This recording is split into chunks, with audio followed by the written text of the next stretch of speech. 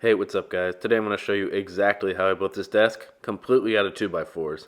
Now this cost me a little less than $100 and I think you're really going to like it. So let's jump into the build on Everyday Makers. I started this build off with some construction grade lumber I got from my local home center. I didn't really want to waste any time, so I went ahead and I marked all my lines, started cutting, realized about halfway through that I need to hydrate.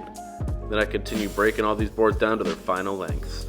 Now, I actually didn't have any plans to go off of for this build, so just something to keep in mind as we go along because literally none of these cuts stayed the same length just through trial and error.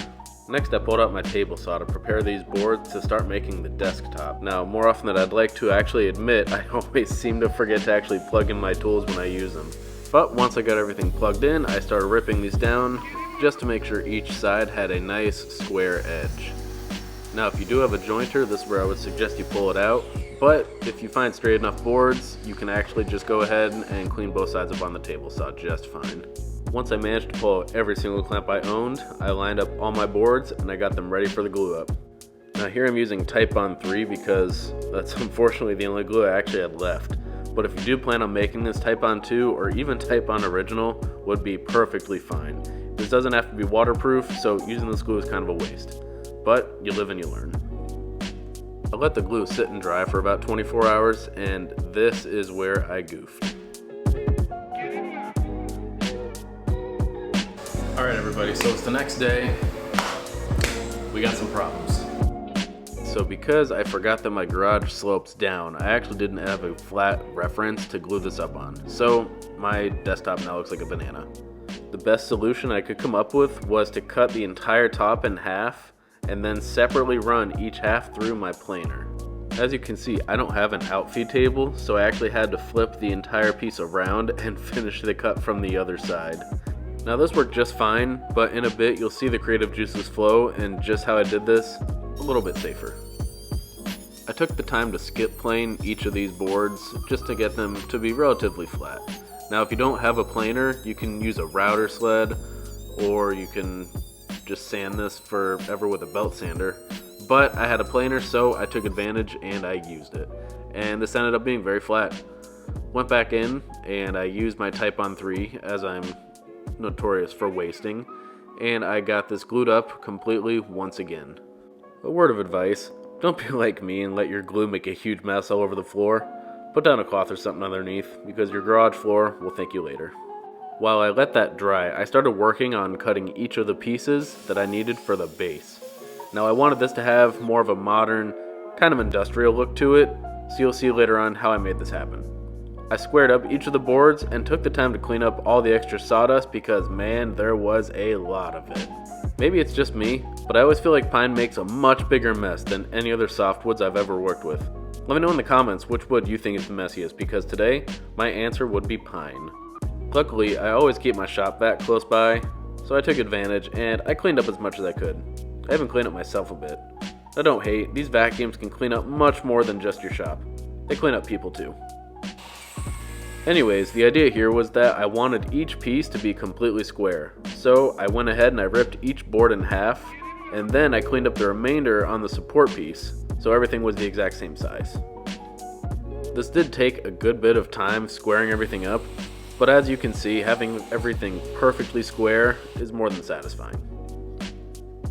So it was about here that I kind of realized how I wanted these pieces to be cut. So let me go ahead and just break this down for you a bit. Each of my legs were about 1.5 inches by 1.5 inches thick. This is how I managed to give the entire base a nice squared look. I made 8 sets of these at 30 inches, which would make up for the height of the base. And I made up another 12 sets at 20 inches.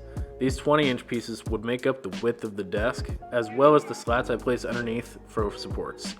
But later on we'll get to that. Now these cut lengths were specific to what I wanted, so if you're going to build this, I would recommend cutting them the way that you want, but for me, this is exactly what worked. If this doesn't make sense right now, it'll make sense later. I took my desktop out of the clamps, and I took it over the table saw to clean up each edge. Remember that makeshift outfeed table I told you about? Well, it turns out the height of my table saw is about the same height as the bed of my truck, so I figured, why not give it a shot? I mean, it's a lot safer than just letting the wood fall. I decided to clean up both ends of the top over at the miter saw. And aside from me forgetting to plug in, I also forgot that my top was just a little too long to cut completely in one pass. So I had to flip it over to finish the cut and then clean up the remainder during the sanding process. Now if I were to do this again, I would just use a circular saw and a straight edge. I was just being lazy at the time and I just didn't want to pull mine out. I broke out my dust mask and I went to town sanding. Now I know I really sped through this, but I cannot stress enough how important it is to take your time sanding. This is where projects can be ruined, and I just want to say, take your time, please. So if you do plan on doing this and you're going to use construction grade lumber, I do recommend filling some of these holes and gaps because they just don't look good. So I'm just going to use some regular wood filler. Let's go. I honestly love this wood filler. It works really great, it dries fast, and it's really hard to mess up. So I just went ahead, I filled in all the small knots, small cracks, and I sanded them flat again with 220 grit sandpaper. Once I finished sanding, I brought everything back into the garage and I started to assemble the base. Now let's be real, what I should have done originally is make the base first, then size the top to fit to it, rather than the other way around. But I had already made the top exactly to the size that I wanted, and I figured I would just keep pushing onward. Now what you see me doing here is I'm actually doing a dry run to fit this long stretcher to the legs. And this took a lot, and I mean a lot of trial and error. Luckily the miter saw was right there, so I could continue just to go back and forth until I had everything fitting exactly the way I wanted. There's a number of ways you can go about attaching this, but I decided to go with pocket screws. Adding glue would make this a more permanent bond, but I went with the screws just in case I decide to move this desk in the future. Once I had this side completed, I moved on to the other side and used the same trial and error method as before, rather than just measuring the pieces I had already attached. Normally it would be best to get measurements, but I didn't want to risk this not fitting square in case the top was a little off. Again, if I were to go back and do this all over, I would have started with the base, then cut the top to fit to size. Now those pocket screws I put in, for some reason didn't tighten all the way, so this happened. This was a huge pain in the butt, but all I had to do was get this side standing straight again, tighten the screws a little more, and this fixed the problem just fine. Unfortunately, this side was no better. I'm not sure why, but this was way more difficult than it probably should have been. Yeah. I may or may not have thrown a little hitsy fit off camera, but I just tightened the string on my big boy shorts and I jumped back into it. Using the same trial and error process that I used before, I went in and I made the short stretchers. I wanted to make sure there was going to be enough support underneath the desk, so I cut 6 different pieces to attach to the base that were 20 inches long, and I spaced them apart about 16 inches all the way across. I used pocket screws again to attach each of these support pieces to the base. Now I'm not going to say this was 100% necessary, but I do know the workload that's going to be put on this desk, and it just makes me feel a little better knowing that I have them there. Once the base was assembled, I tested how sturdy it was, and as you can see, there's just a slight wobble to it.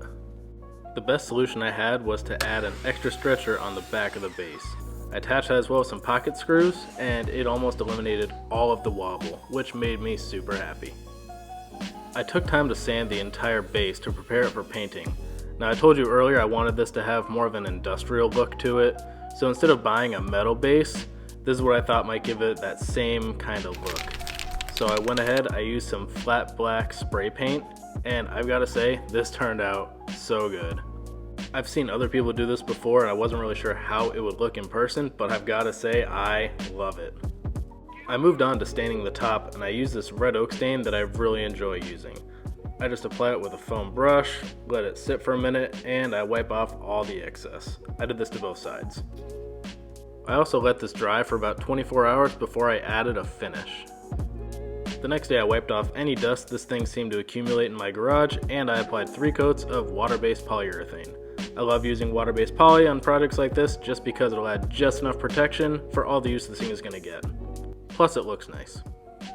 Alright, so I've already started doing this, but I'm going to take a second to just kind of explain exactly what I'm doing. So instead of drilling my desktop into the base, I'm going to drill the base to the top. So what I did was I drilled a pilot hole underneath, and then I took a countersink bit and I drilled just a little bit under there. That way I could use pocket hole screws. These are 2-inch pocket hole screws.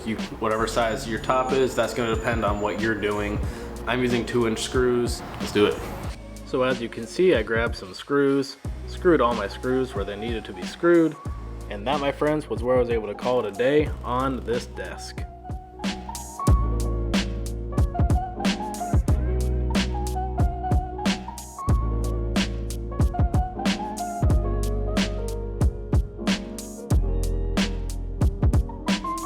All right, everybody, so that's the build. If you guys have any questions or comments, make sure you leave them below. And if you did like this video, make sure you give it a thumbs up, comment, subscribe. Honestly, I couldn't be happier with this desk, and I really hope you guys enjoyed it.